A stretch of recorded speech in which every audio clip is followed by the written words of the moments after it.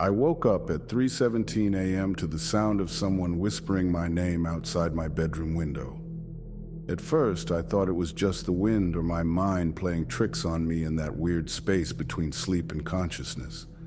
I rolled over, pulled the covers up to my chin, and tried to go back to sleep. But then I heard it again, clearer this time. Ethan. My name spoken in a soft, almost familiar voice that seemed to seep through the glass like cold air.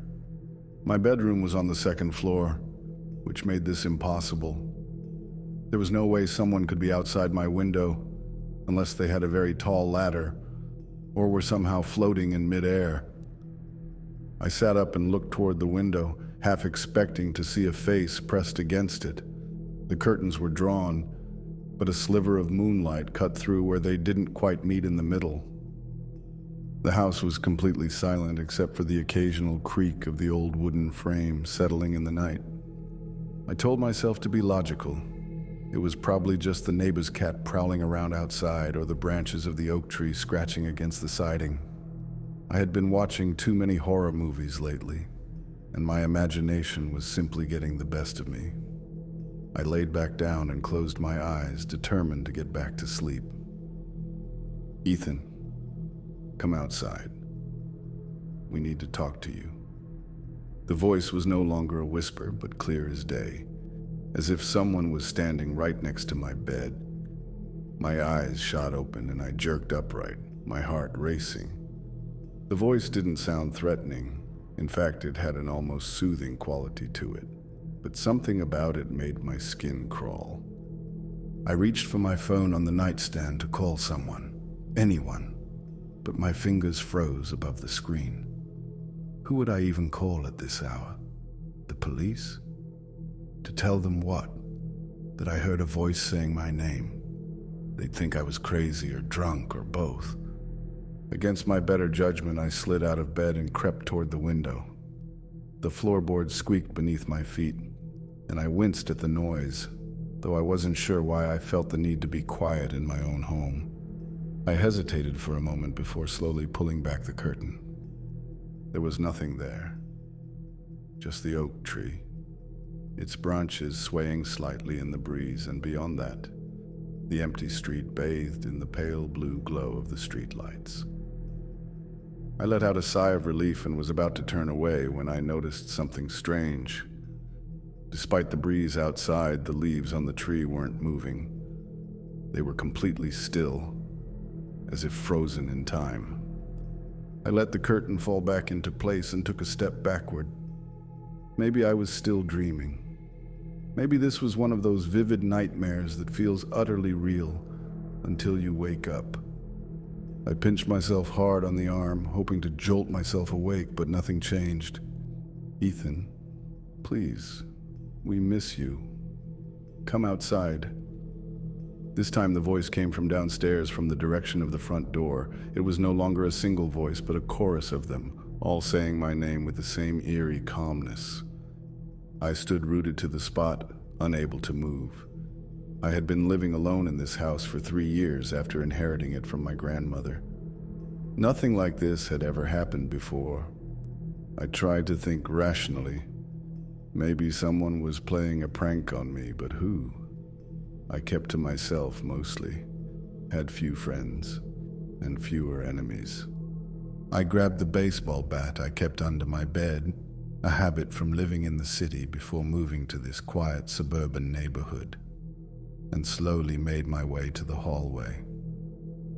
The house was dark except for the dim nightlight in the bathroom casting long shadows on the wall. I paused at the top of the stairs, listening. Silence had returned, heavy and oppressive. "Hello?" I called out, immediately regretting it. Wasn't this how people died in horror movies? By announcing their presence to whatever was lurking in the darkness? But I wasn't in a horror movie. This was real life, and in real life there were explanations for strange noises in the night. No one answered. I started down the stairs, one at a time, the bat gripped tightly in my sweaty hands. Each step creaked loudly in the silence of the house, like it was announcing my descent to whatever or whoever was waiting below. When I reached the bottom, I paused again, staring down the dark hallway that led to the front door. The door was locked, just as I had left it before going to bed. The chain was still in place, and both deadbolts were secured. I checked the windows in the living room, all locked. The kitchen door that led to the backyard, locked.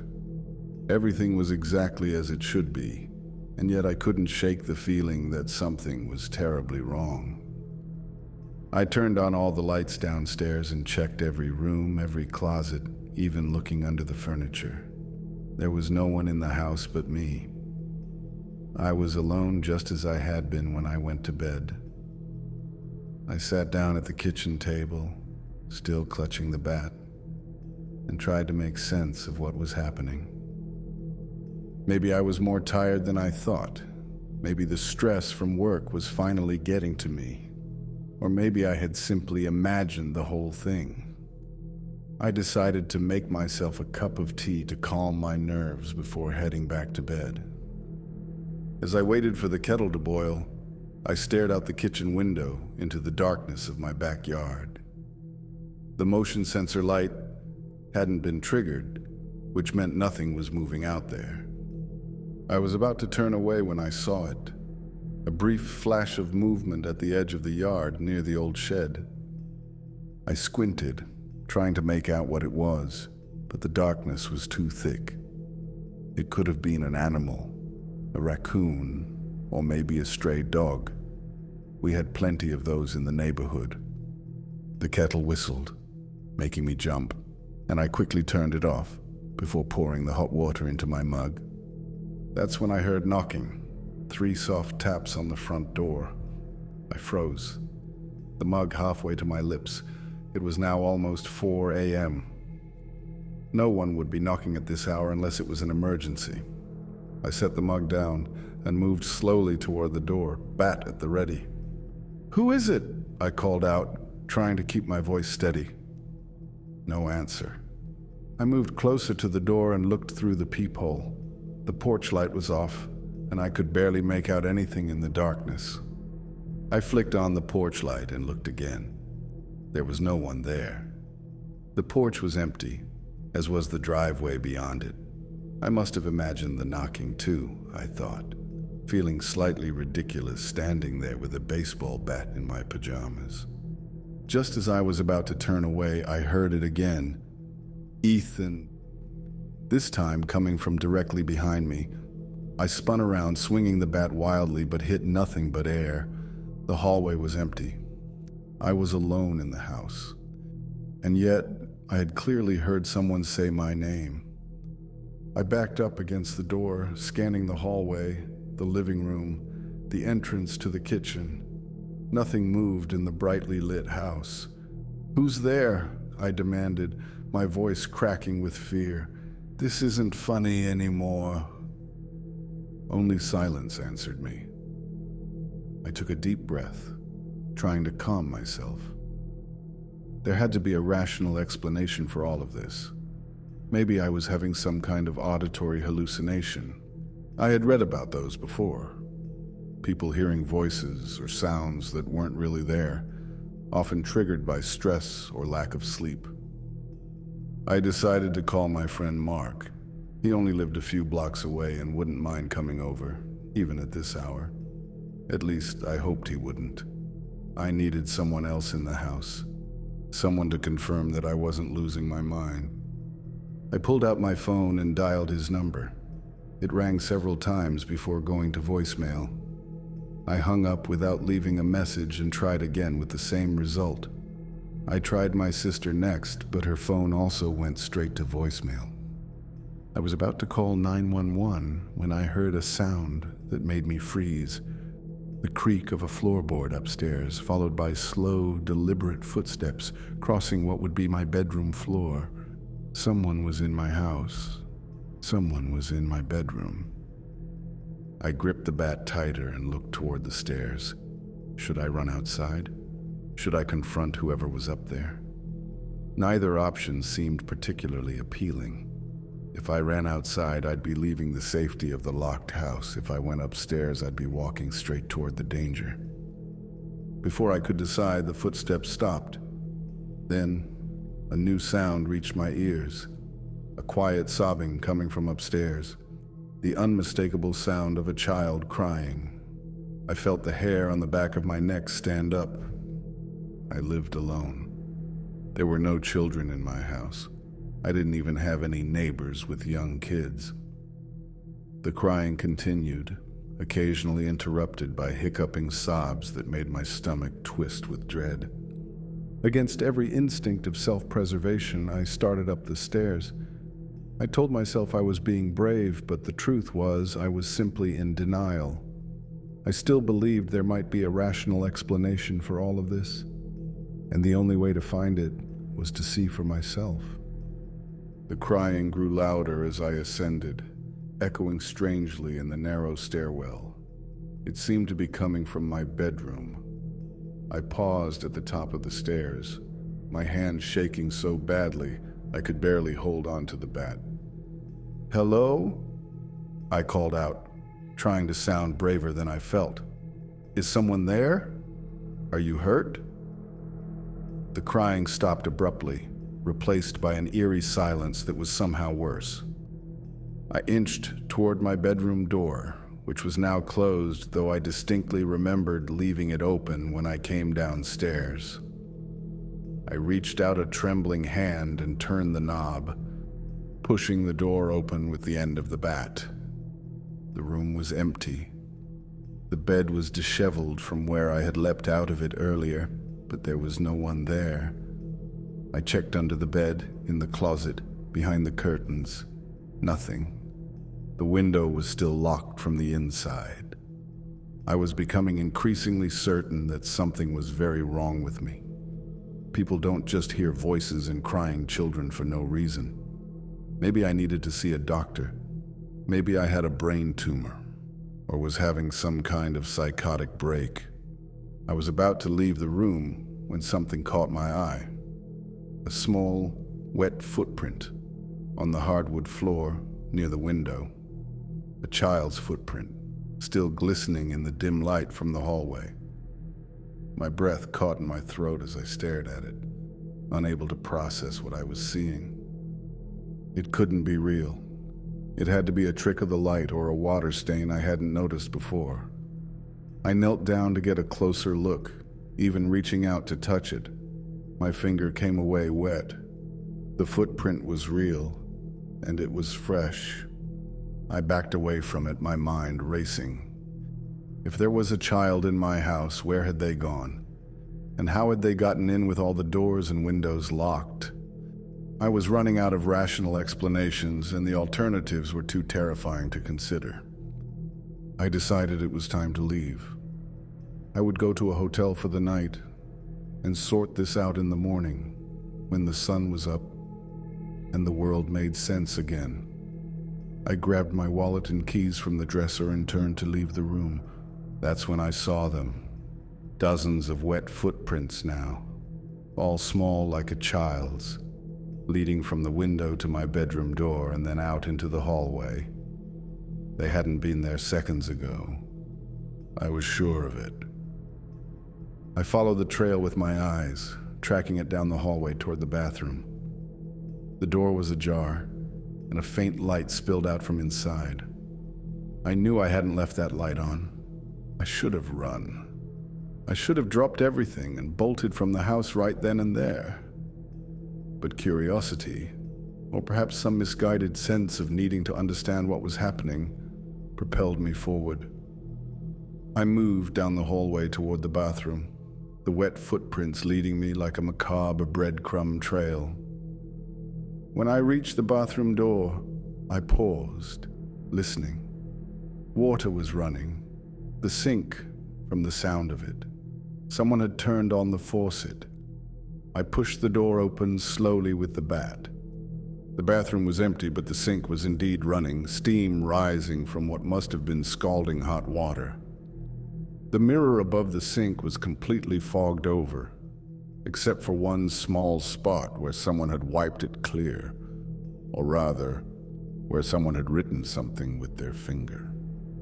In the cleared condensation, in childish, uneven letters were the words, "Answer us, Ethan." I backed out of the bathroom, nearly tripping over my own feet in my haste to get away. This wasn't happening. It couldn't be happening. I turned and ran for the stairs, no longer caring about being quiet or brave or rational. I just wanted out. I took the stairs 2 at a time, stumbling in my panic, but somehow managing to stay upright. When I reached the bottom, I sprinted for the front door, fumbling with the locks with shaking hands. I finally got the deadbolt open and was about to undo the chain when I heard it. A chorus of voices, children's voices, coming from directly behind me. "Ethan, why won't you answer us? We just want to play." I spun around, raising the bat defensively, but again there was no one there. The hallway was empty. The living room was empty. The whole damn house was empty except for me and whatever was playing these sick games with my mind. "Leave me alone!" I shouted, my voice breaking. "Whatever you are, whatever you want, just leave me alone." My words echoed in the empty house, disappearing into the silence that followed. I turned back to the door and unhooked the chain with trembling fingers. I pulled the door open and was about to step outside when a blast of cold air hit me, so intense it felt like walking into a freezer. Beyond my porch was not my familiar street, but a wall of impenetrable darkness. It wasn't night anymore. It was something else entirely. The darkness seemed alive somehow, swirling and shifting like a living thing. I could make out shapes moving within it, vague outlines that might have been people or animals, or something else entirely. I slammed the door shut and locked it again, pressing my back against it as if to physically keep the darkness at bay. I was trapped. There was no way out. Whatever was happening, whatever had found its way into my house and my mind, I was at its mercy now. The lights flickered once, twice, and then went out, plunging the house into darkness. I fumbled for my phone in my pocket and turned on the flashlight, the small beam doing little to push back the overwhelming blackness. "Ethan, you need to answer us. It's the only way." The voices were closer now, whispering directly into my ear. I swung around wildly with the light, but there was still no one there. I stumbled toward the kitchen, thinking maybe I could escape through the back door instead. But as I entered the room, the flashlight illuminated something that stopped me dead in my tracks. Wet footprints, dozens of them, all over the kitchen floor, all leading toward me. And then I saw them. Or rather, I saw their outlines in the darkness. Children, standing in a semicircle around me, their features indistinct in the dim light. I couldn't see their faces clearly, but I could feel their eyes on me, watching, waiting. "What do you want from me?"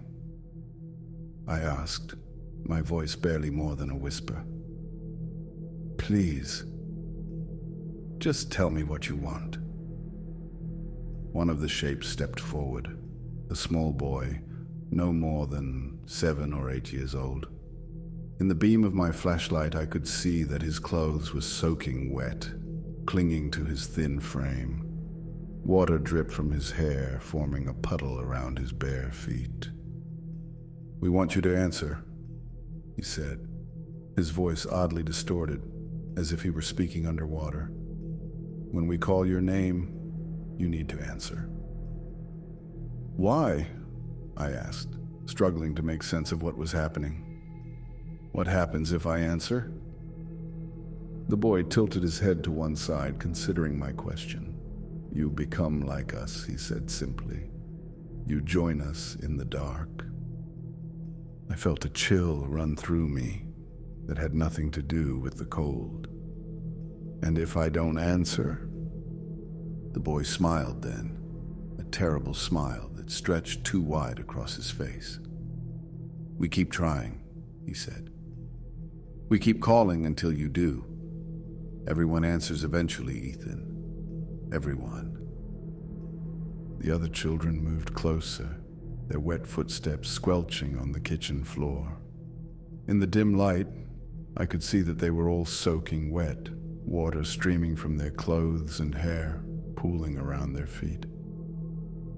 "We've been calling you for so long," a little girl said, her voice bubbling strangely.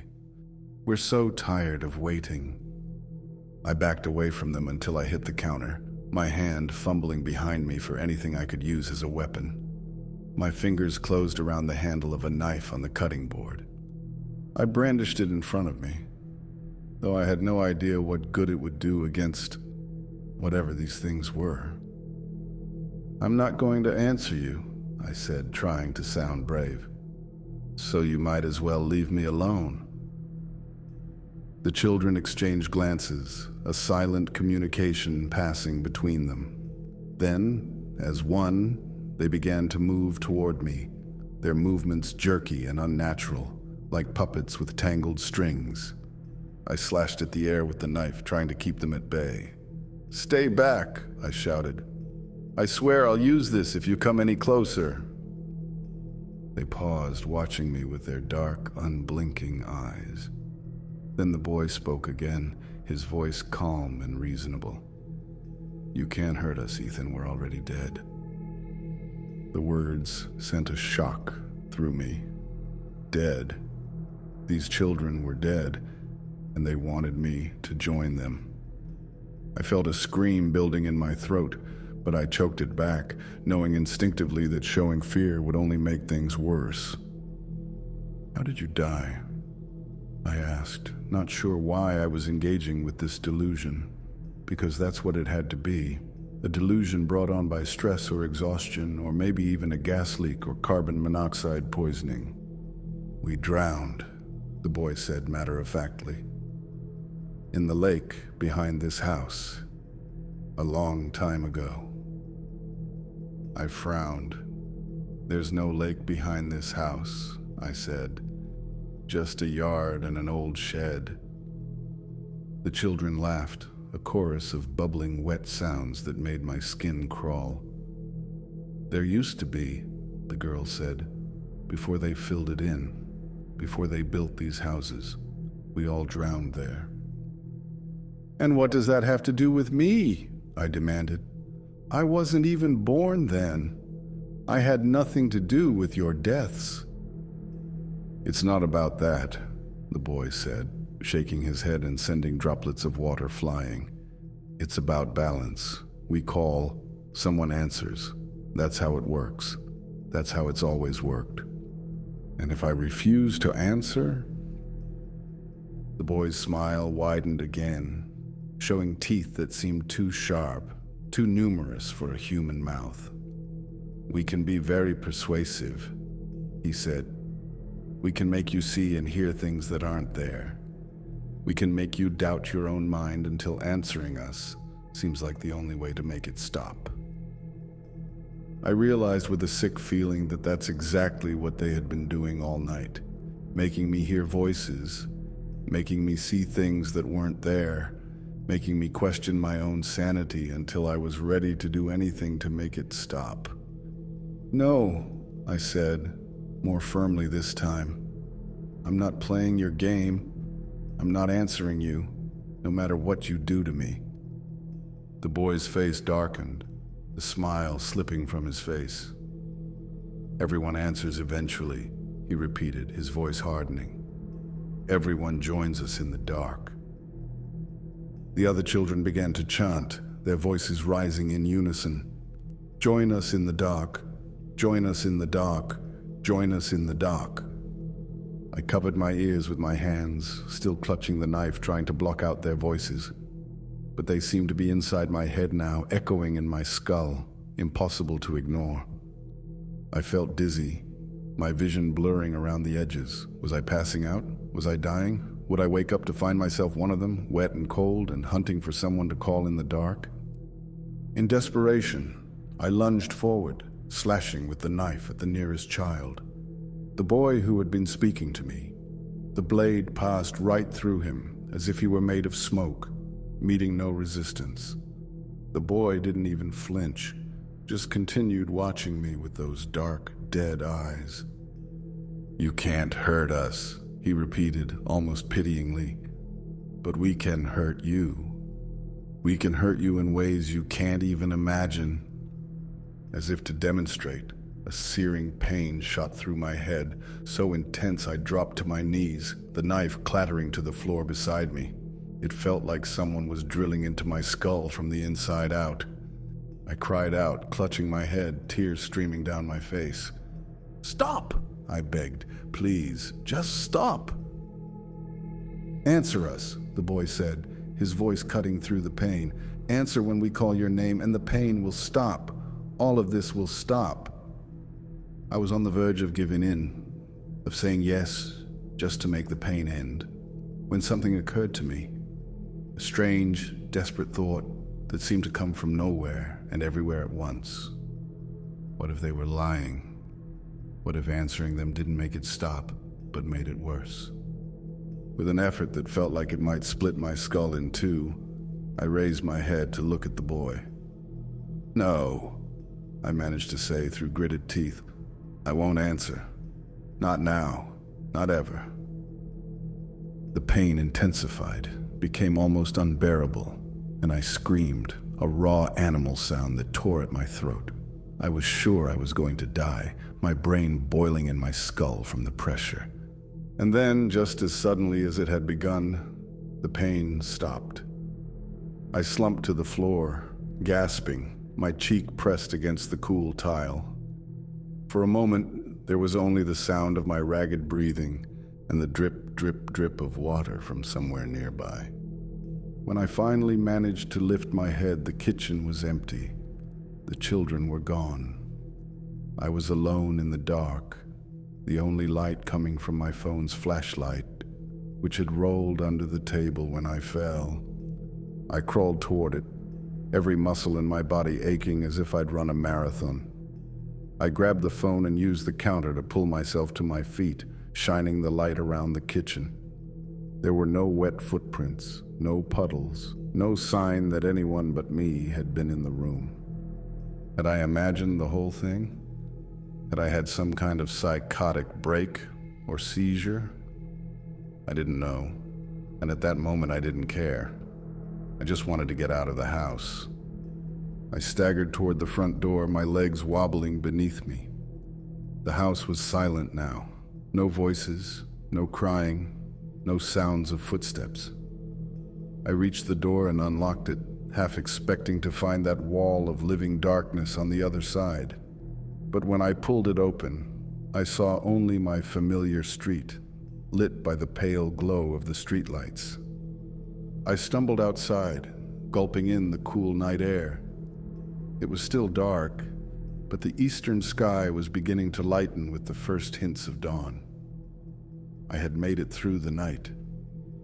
Whatever had happened in that house, whether it was real or a product of my own mind, it was over now. I got in my car and drove to the nearest hotel, checking in just as the sun was rising. I fell into bed, fully clothed, and slept for nearly 14 hours straight, my body and mind exhausted from the ordeal. When I woke up, the events of the previous night seemed like a bad dream, vivid but unreal.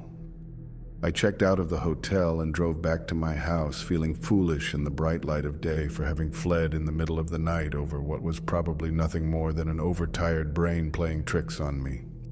The house looked normal when I pulled into the driveway. Just an ordinary suburban home on an ordinary street. I went inside, half expecting to find some evidence of the night's events. Wet footprints, the knife on the kitchen floor, something that would confirm I hadn't imagined the whole thing. But everything was exactly as it should be. The knife was in the block on the counter. The floor was dry. There were no footprints, no writing on the bathroom mirror, no signs of anything unusual having occurred. I spent the day cleaning the house, keeping myself busy to avoid thinking too much about what had happened. By evening, I had nearly convinced myself that I had experienced some kind of waking nightmare, possibly triggered by stress and lack of sleep. I ordered takeout for dinner, watched a couple of comedies on Netflix, nothing that would feed into the fear that still lingered at the edges of my mind, and went to bed early, determined to get a good night's sleep and put the whole bizarre experience behind me. I fell asleep quickly, exhausted despite having slept most of the day before. I don't know how long I had been asleep when I was jerked awake by a familiar sound. My name, whispered from somewhere in the darkness of my room. Ethan. My eyes flew open, my body instantly alert, adrenaline surging through my veins. Not again. Please, not again. We're still waiting, Ethan. We're still calling. Will you answer us tonight? I covered my ears with my hands, squeezing my eyes shut. Leave me alone, I whispered. You're not real. You're just in my head.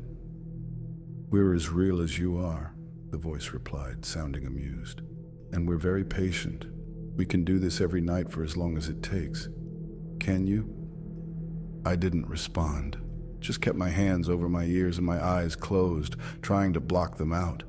But their voices seemed to penetrate straight into my brain, bypassing my ears entirely.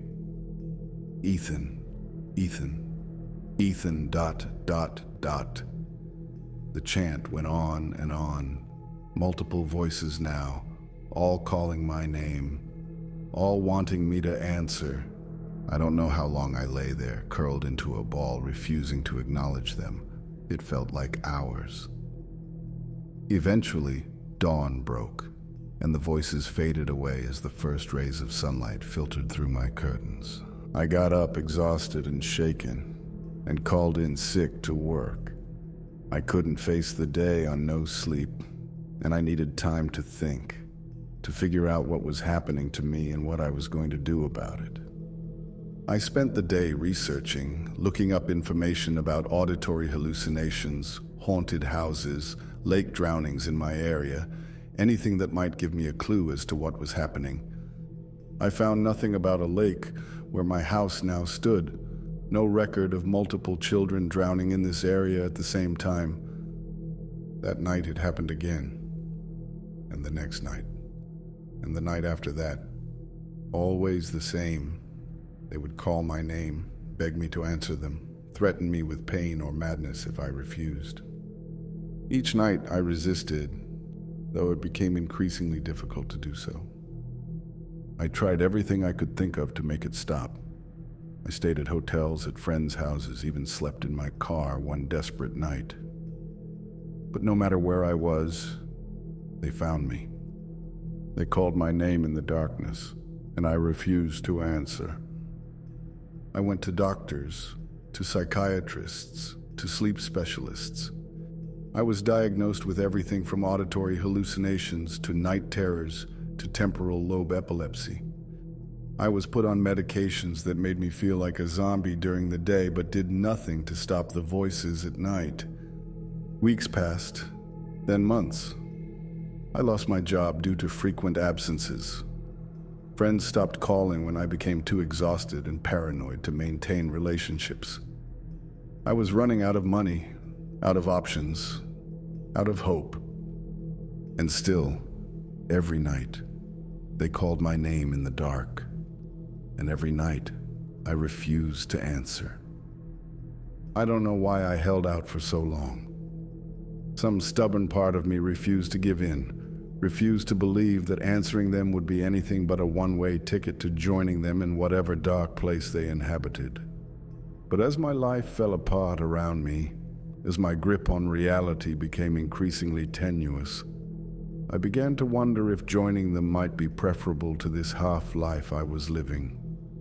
It all came to a head on the 1-year anniversary of that first night. I was back in my house, or what was left of it. I had stopped cleaning months ago, stopped caring about anything but making it through each night without answering them. I was lying in bed, waiting for them to start, when I heard a different sound. Not a voice calling my name, but the creak of floorboards in the hallway, as if someone was walking toward my room. I sat up, fear gripping me anew. This was different from their usual tactics. In all the months they had tormented me, they had never physically manifested in this way before. My bedroom door swung open slowly, and there stood the boy, the same one who had spoken to me that first night. He was still dripping wet, water pooling at his bare feet. Behind him, I could see other children, a crowd of them filling the hallway. "It's been a year, Ethan," the boy said, his voice that same underwater distortion. "No one has ever held out this long before. We're impressed." I said nothing, just watched him warily from my bed. I was beyond terror now, beyond panic. I was simply tired, bone-deep exhausted. "We've decided to tell you the truth," the boy continued, taking a step into my room, "about what happens when someone answers us." I found my voice then rough from disuse. "I know what happens," I said. "You said it yourself. I become like you. I join you in the dark." The boy shook his head, water flying from his hair. "That's not exactly true," he said. "When someone answers us, they take our place. We get to move on, to go into the light that's been denied to us for so long. And they stay behind, calling names in the dark, hoping someone will answer." I stared at him, trying to process what he was saying. "So if I answer you, you get to, what, go to heaven? And I have to stay here, haunting people?" The boy nodded. "That's the balance," he said. "That's what we meant. Someone has to stay in the dark. Someone has to call the names. It just doesn't have to be us anymore. It could be you. And if I keep refusing..." The boy's expression darkened.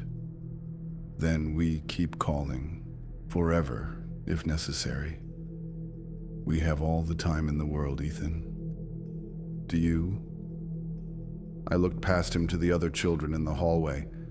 There were so many of them, all wet, all watching me with those same dark, dead eyes. How many people had they called to over the years? How many had answered and taken their place in the dark? "Why me?" I asked finally. "Out of all the people in the world, why did you choose me?" The boy smiled, that too wide smile that showed too many teeth. "We didn't," he said. "The house did. The land did. It remembers what happened here, even if people tried to forget. It knows the balance was disturbed, and it tries to restore it, over and over again." I thought about that for a moment, about the house I had inherited from my grandmother, about the land it stood on where a lake had once been, where children had once drowned. Had she known? Had anyone who lived here known what awaited them in the dark? "And if I answer you," I said slowly, "if I take your place, then I'll have to call someone else's name. I'll have to trick them into answering me so I can be free." The boy nodded, his expression solemn now. "That's how it works," he said. "That's the only way it works." I looked down at my hands, at the way they trembled constantly now from exhaustion and fear. I couldn't go on like this much longer. We both knew it. But could I condemn someone else to this fate just to save myself? "I need to think about it," I said finally. "I need time." The boy shook his head. "No more time," he said. "You decide now. Answer us and take our place, or refuse, and we continue calling your name every night until you do."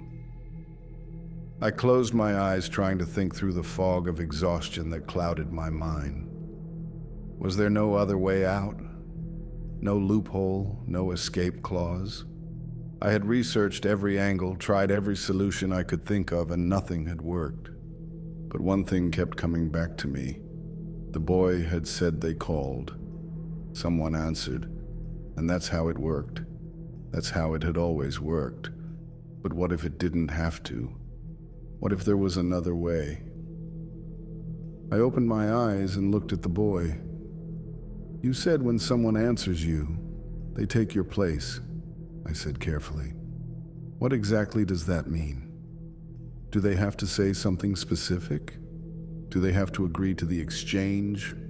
The boy tilted his head, considering me. They just have to respond, he said. When we call their name, they have to acknowledge us. That's all.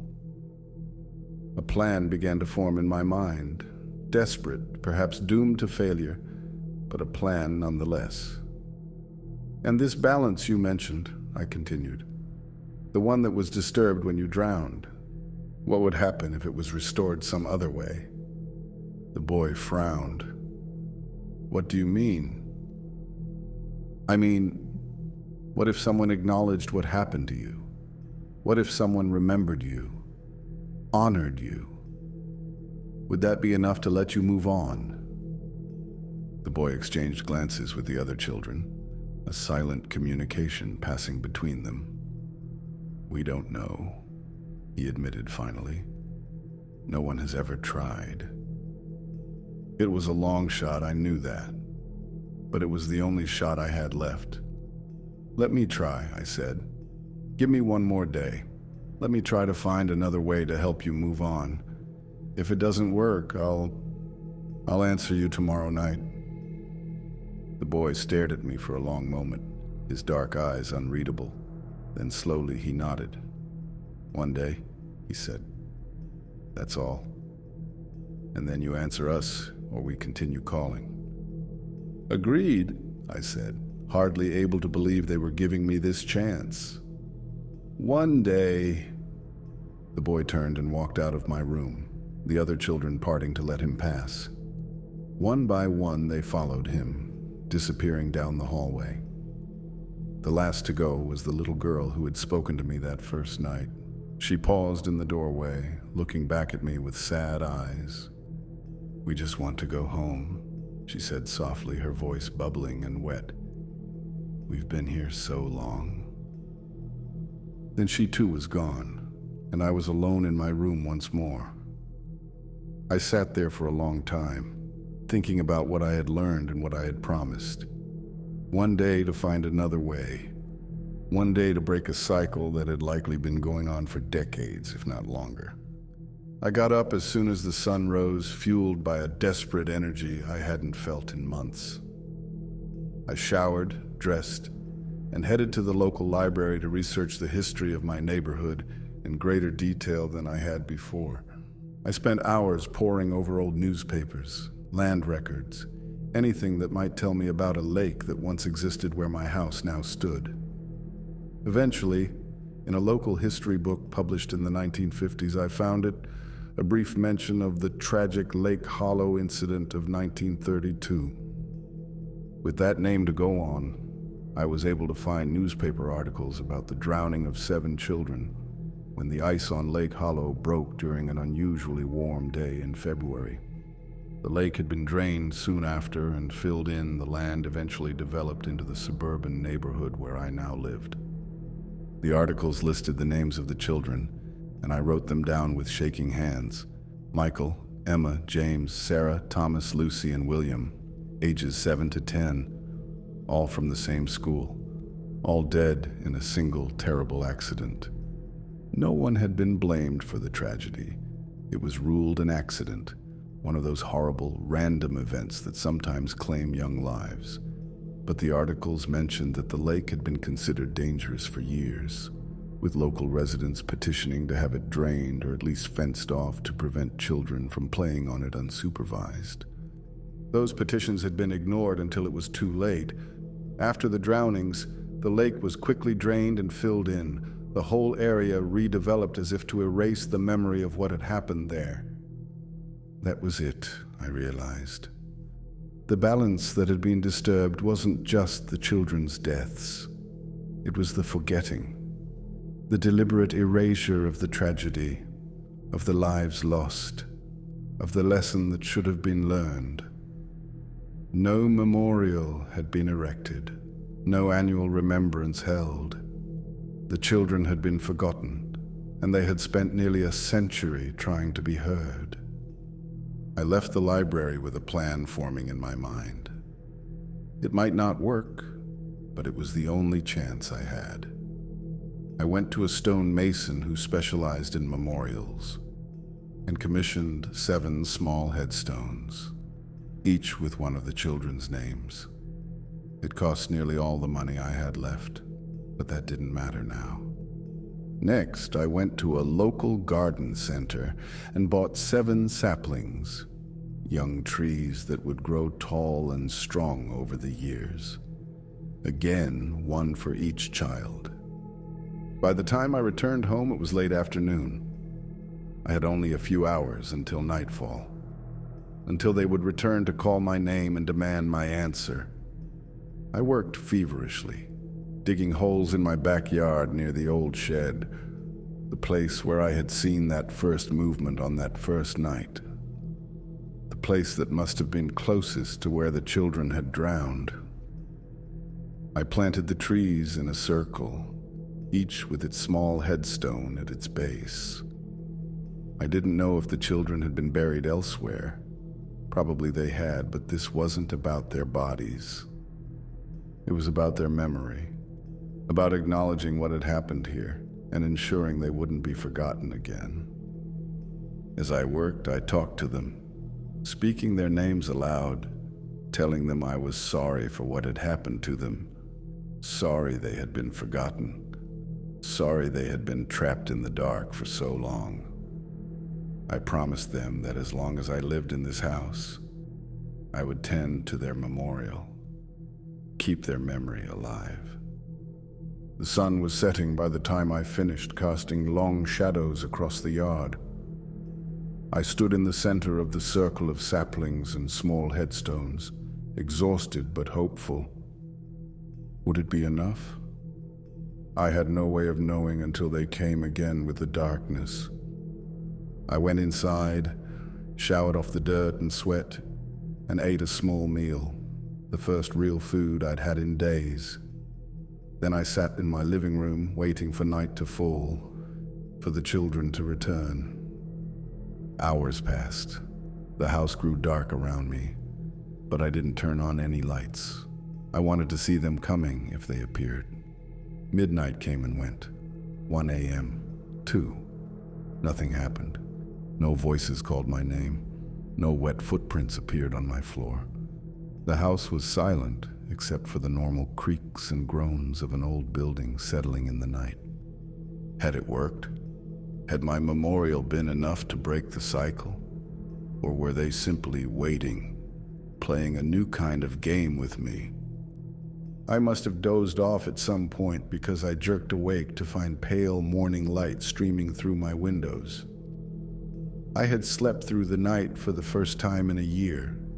No voices had called my name in the dark. I got up and went to the window, looking out at the circle of saplings and headstones in my backyard. In the clear morning light, they looked small and inadequate, just a few young trees and some carved stones. How could such a simple gesture break a curse that had lasted for decades? And yet, something felt different about the house this morning. The oppressive atmosphere that had hung over the place for as long as I had lived there was gone. The air felt lighter somehow, cleaner. I found myself taking deep breaths, feeling something like hope stirring in my chest for the first time in months. That night I went to bed at a normal hour, still half expecting to be woken by those now familiar voices calling my name. But again, nothing happened. I slept soundly through the night and woke to sunshine. Days passed, then weeks. No voices called to me in the dark. No children appeared in my hallway. The saplings in my backyard began to take root and grow, and I tended to them carefully, making sure they had enough water and nutrients to thrive. I found a new job, started rebuilding my life. I considered selling the house and moving away, but something held me back. I had made a promise to those children to keep their memory alive, and I intended to keep it. One evening, about 6 months after that final confrontation, I was working in the yard near the memorial when I noticed something strange, a small toy boat resting against one of the saplings. It was old-fashioned, the kind children might have played with in the 1930s, made of wood and painted bright blue. I picked it up, turning it over in my hands. I hadn't put it there, and no one else had been in my yard. As I held it, I heard a sound that made me freeze. Laughter, children's laughter, faint but unmistakable, coming from all around me. But it wasn't the eerie, underwater bubbling I had heard before. This was normal, happy laughter, the sound of children playing, enjoying themselves. It faded quickly, leaving behind a profound silence that somehow felt peaceful rather than ominous. I placed the boat back where I had found it, propping it carefully against the sapling. "You're welcome," I said softly to the empty air. "I'm glad you found your way home." There was no response, nor did I expect one. But as I turned to go back inside, I caught a brief glimpse of something out of the corner of my eye. 7 small shapes, no longer dripping wet but dry and whole, running off into the distance, growing fainter and fainter until they disappeared entirely. I never heard their voices calling my name in the dark again. The house became just a house, old and sometimes creaky, but no longer haunted by children who couldn't move on. I kept my promise, tending to the memorial, watching the saplings grow into strong young trees. Sometimes, especially on quiet nights or foggy mornings, I think I can hear faint laughter or see movement near the circle of trees.